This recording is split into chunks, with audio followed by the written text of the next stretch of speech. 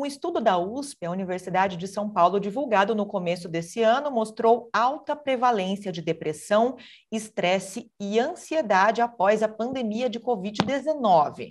Pesquisadores avaliaram cerca de 400 pacientes entre 6 e 9 meses depois da alta hospitalar. Para falar um pouquinho sobre esses transtornos e as dificuldades enfrentadas depois da contaminação, nós recebemos hoje aqui no programa Espaço Aberto, pela TV e Rádio Câmara Bauru, em formato virtual, a psicóloga Alessandra Giovanetti. Alessandra, obrigada por ter aceito o convite para conversar conosco. Eu que agradeço mais uma vez o convite e fico muito satisfeita de poder compartilhar um pouco do conhecimento com vocês. Alessandra, falar um pouquinho dos dados que foram divulgados, né, por essa pesquisa, até para a gente utilizar como gancho para o nosso bate-papo hoje. Segundo os resultados desse estudo da USP, mais da metade dos participantes relatou ter percebido queda de memória depois de ter vivido a infecção. Outros 13% desenvolveram estresse pós-traumático. O transtorno de ansiedade foi diagnosticado em 15% dos voluntários e o diagnóstico de depressão ocorreu em 8% dos pacientes. Quais são os relatos de dificuldades emocionais ou transtornos psicológicos mais comuns que você tem observado dentro de consultório, né, por pacientes que recorrem a auxílio psicológico, psiquiátrico também, né, como resultados da pandemia? Olha, no consultório em si, a gente recebe os mais diversos queixas de ansiedade e depressão. É mais nessa linha mesmo que tem vindo muito forte.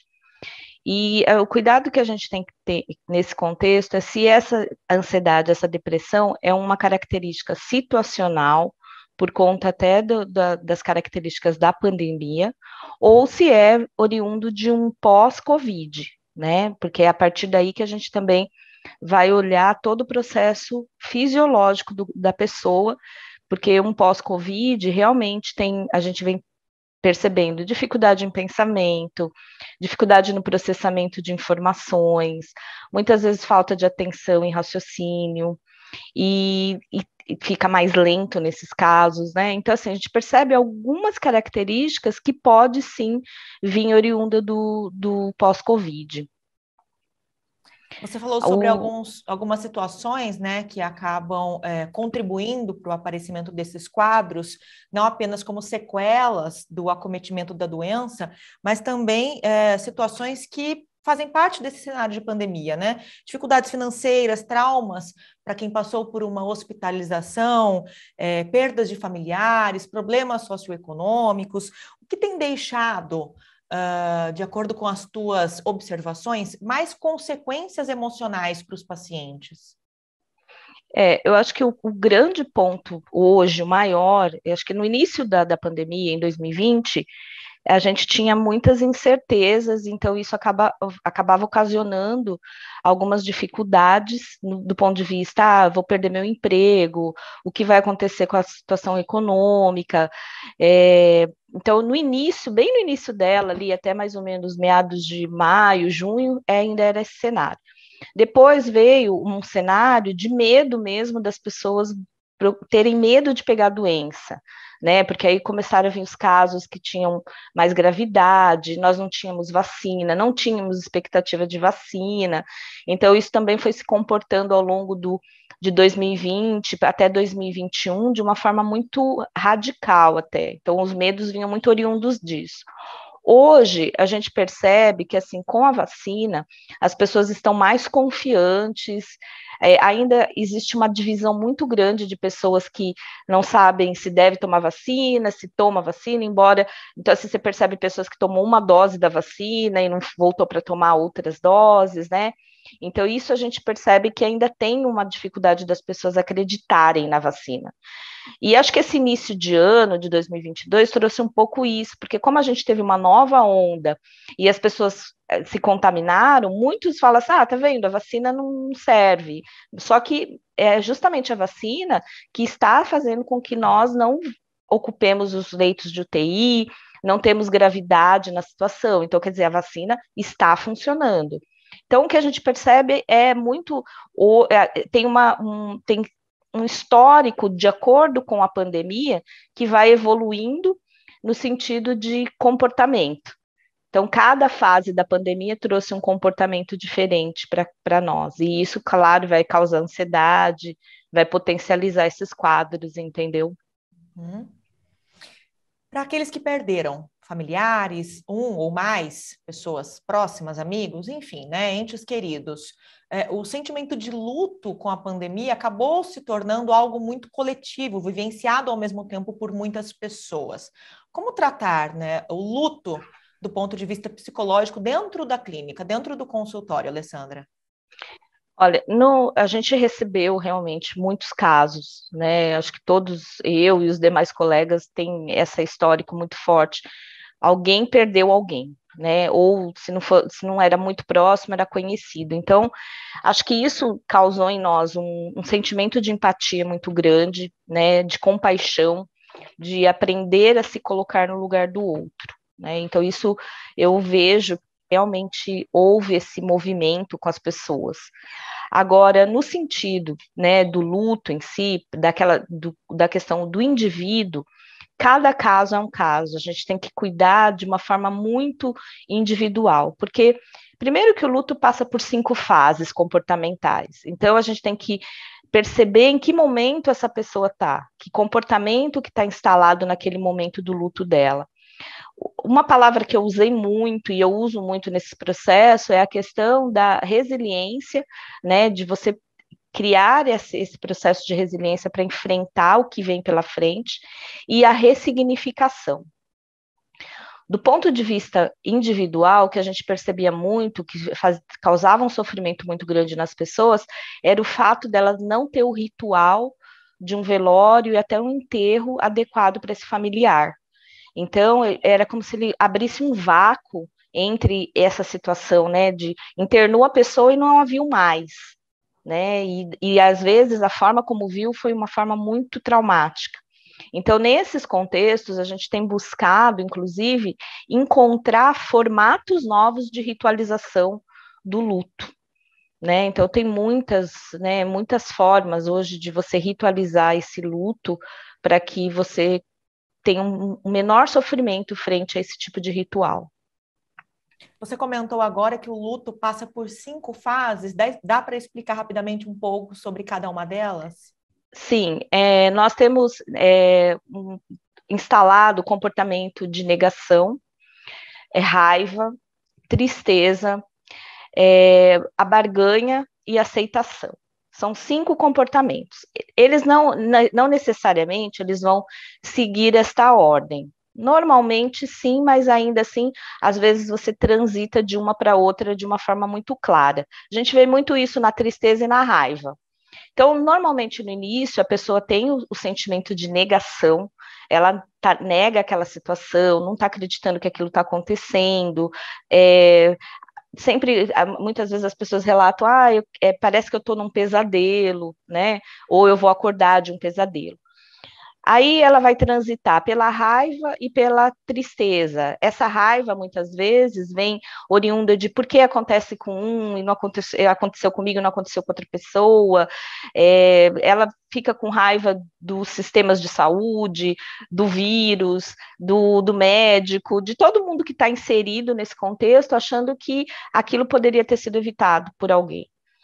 A tristeza vem muito forte também nesses contextos, quando a pessoa, aí é um quadro que a gente tem que olhar, porque a tristeza é diferente da depressão, mas ela pode sim criar uma fadiga onde a pessoa não consegue se erguer daquilo, né? Eu tenho observado, inclusive, pessoas que já estão há 2 anos no processo de luto e não conseguiu sair da tristeza, né? Então, isso é um dado que a gente acaba olhando para o processo de depressão.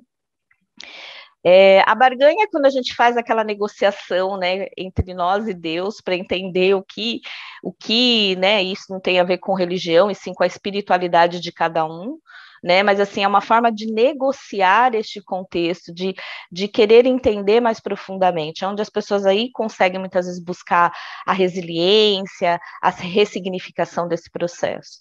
E por último, né, quando você já conseguiu elaborar o processo, a aceitação, né, de que ali partiu um ente querido, que fica a saudade, as boas memórias, né, a ressignificação desse quadro de ausência da pessoa. Tá, ok. Bom, a gente está conversando com a psicóloga Alessandra Giovanetti, né, sobre algumas consequências emocionais trazidas com a pandemia. No caso dessas alterações cognitivas, né, que foram mencionadas por esse estudo da USP, ou quadros de perda de memória, necessariamente o paciente deve procurar primeiro um neurologista. Como é que o psicólogo pode ajudar esse paciente? É possível fazer um trabalho integrado? Eu sempre gosto muito do trabalho integrado, das equipes multidisciplinares. Qualquer profissional de saúde consegue identificar esses processos, né? Então, eu falo que não só o médico, o próprio enfermeiro, os psicólogos e até nutricionistas, muitas vezes, nesse processo, conseguem fazer essa identificação. E aí é onde a gente tem que encaminhar para aquele que é mais adequado, né? O psicólogo faz isso facilmente no contexto de avaliação clínica, né, olhando, às vezes, seguindo um questionário de perguntas, ou diretamente na observação mesmo do quadro clínico em consultório. Né? A partir daí, e dependendo do grau de instabilidade, aí sim, muitas vezes a gente encaminha ou para um psiquiatra ou para um neurologista para fazer uma avaliação mais aprofundada. Eu, historicamente, nesses 2 anos, eu não observei nenhum caso de muita gravidade, e sim lapsos de falta de memória, oriundos, às vezes, do pós-Covid, assim, de até 1 mês, 2 meses, né? Mas que aquele quadro não se perdurava por muito tempo. Quadros físicos, muitas vezes de cansaço, fadiga, isso a gente até encaminha para o pneumologista para fazer uma avaliação mais criteriosa de sequelas pulmonares, e esses quadros, muitas vezes, principalmente do âmbito cognitivo, é porque é uma doença respiratória, então, assim, ela tem um processo de falta de oxigenação no cérebro que causa esses contextos, né, de falha cognitiva. Então, a gente acaba avaliando isso de uma forma clínica e encaminhando para os mais diversos profissionais, se a gente achar que é adequado. Uhum. Você comentou sobre a linha tênue muitas vezes que acaba confundindo a tristeza com sintomas de depressão. Pessoas que têm transtornos diagnosticados, estresse pós-traumático, uma depressão, por exemplo, algum transtorno de ansiedade. Como é que a gente entende, como é que a gente percebe os sinais de que há, de fato, o diagnóstico de um transtorno? E quais são esses comportamentos que podem afetar a rotina, o dia a dia mesmo do paciente? Por exemplo, dificuldades com relação ao sono. Olha, toda a linha diagnóstica de qualquer tipo de transtorno, ela segue um manual, né? Nós temos um manual que nós seguimos para poder se adequar a esses transtornos. A gente tem que tomar muito cuidado, eu particularmente procuro fazer esses diagnósticos de uma forma muito cuidadosa, para não instalar o estigma nas pessoas. Mas, se tratando de ansiedade e depressão, a gente tem alguns tipos de comportamento que são comuns. Então, que a gente tem que observar, né? Esse excesso de fadiga, a procrastinação, muitas vezes a ausência do sono, então, assim, essa insônia muito recorrente, muitas vezes tem os quadros que a gente tem que olhar que é comum, às vezes a pessoa está com uma preocupação pontual, teve uma semana, ali, 1 dia, 2 dias de insônia. Esses casos a gente não pode colocar numa linha diagnóstico tratando isso como, está com depressão, está com ansiedade. Pode ser alguma coisa pontual. Então, a gente tem que cuidar muito disso. O que a gente tem que ter clareza é, assim, da quantidade de tempo que isso se instala, né? Então, uma irritabilidade, por exemplo, ela é característica dos quadros de ansiedade e de depressão. Então, a pessoa pensa que a pessoa que está deprimida, ela só vai ficar chorando no canto, querendo dormir o tempo todo, isolar. Mas nem sempre. Às vezes, um quadro de irritabilidade muito grande, de agitação muito grande, também denuncia um quadro de depressão. Então, esse cuidado em diagnosticar tem que ser sempre de um profissional, né, que tenha qualificação para fazer essa avaliação, e tomar cuidado com esse estigma que a gente carrega. Estou triste, é depressão, né? Estou muito agitado, estou ansioso. Nem sempre é esse contexto. Os especialistas, né, da área da saúde, né, inclusive desse estudo que nós mencionamos aqui no começo da conversa, eles recomendam que exercício físico e meditação podem ser boas saídas para as pessoas que estão com o diagnóstico de algum transtorno psicológico ou mesmo enfrentando dificuldades emocionais por conta da pandemia. O que é que você recomendaria, tanto em termos de prevenção, como para quem já tem esses quadros instalados, Alessandra? Eu normalmente eu recomendo assim, eu recomendo as pessoas terem uma rotina diária, né? Então, assim, ter um planejamento de rotinas, muitas vezes semanal. Ela pode fazer esse planejamento no domingo, por exemplo, que é um dia que a gente está mais voltado para a semana, né? Um ponto que a atividade física regular não pode ser deixada de lado, isso é para todos nós, independente de ansiedade, depressão, qualquer outro quadro, que é isso que mantém o nosso corpo, né, em equilíbrio. Sempre a questão do cuidado de você, por exemplo, se você está trabalhando em home office, fazer pausas nesse processo de home office, né? 5 minutos a cada 1 hora é suficiente, e é bem, sabe, levantar, dar uma circulada no seu ambiente, às vezes sair no ambiente externo, tomar alguma bebida que te cause um pouco mais de conforto, para que você não fique sempre só naquele ambiente fechado, né, exclusivo. Então, assim, criar alguns hábitos de rotina que te causem prazer. Este é o que eu normalmente oriento para os meus pacientes, o que eu peço para eles cuidarem de si, olhando para o corpo deles, olhando para a mente deles e olhando para a espiritualidade deles.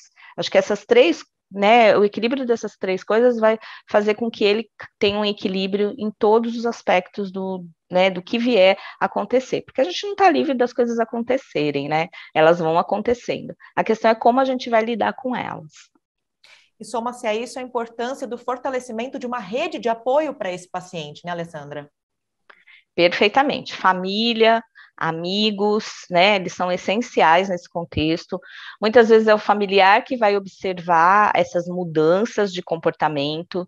Então, assim, o excesso de bebida, excesso de droga, excesso de irritabilidade. Os excessos é o que muitas vezes quem está ali no dia a dia que vai conseguir observar. Então, essa rede de apoio familiar e de amigos é muito importante nesse momento, né, para identificar e depois, inclusive, para acompanhar e ajudar essa pessoa a buscar o tratamento correto nesses casos.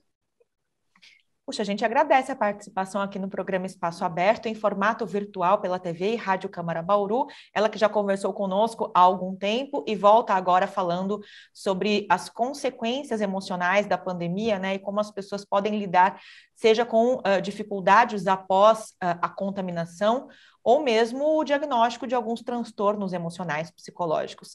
A psicóloga Alessandra Giovanetti, mais uma vez eu queria te agradecer pela gentileza de ter conversado conosco e trazido aí todos esses esclarecimentos para quem nos ouve e nos assiste. Obrigada.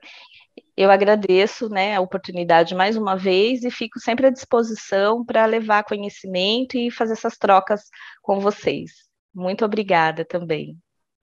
Nós aproveitamos para agradecer você que nos acompanhou pela sintonia e reforçamos que este conteúdo fica disponível para você acessar na íntegra a qualquer momento pelo nosso canal no YouTube. Procure TV Câmara Bauru. Até a próxima!